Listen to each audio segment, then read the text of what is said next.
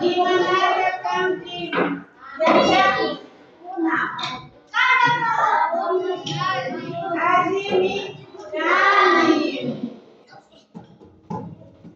Bueno, vamos a cantar la canción de Ayikuna, que es la familia en Quichua. A la una, a las dos y a las tres. Ayukuna, Ayukuna, Taitapash, Mamapash, Kakira Kutisku, Uchita Uchisku, Yuyupash, Yuyupash. Y en español, ¿cómo sería? La familia, el papá, la mamá, hermano menor, hermano mayor, y el bebé, Ya, gracias. ¿Sí saben los colores de Quichua? Sí. ¿Cómo digo amarillo en azul? Rojo. Era en Quichua, no en negro. Muy bien. Blanco. ¿Qué más? Otro color. Naranja.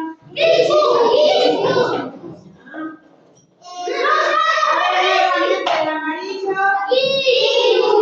Azul. Rojo.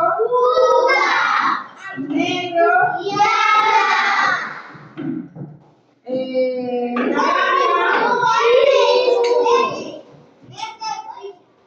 Verde, guaysa. Naranja. Morado, maigua.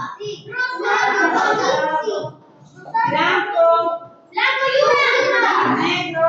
Ya, están bien. Cortaditos en color. A ver si saben algunas frases en quichua, por ejemplo, Imanaya Takanki se dice, ¿cómo estás? No, ya,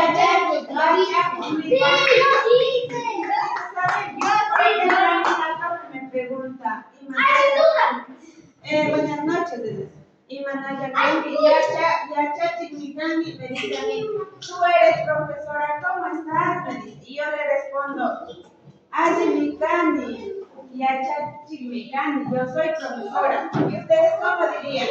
Estoy bien, yo soy estudiante, sería Ajimikani, Yuka, Yachakubmikani. Ya estoy aprendiendo. Ya, ¿qué más saben? Gracias en quichua. A ver, vamos a decir de uno en uno el nombre en quichua, ¿ya?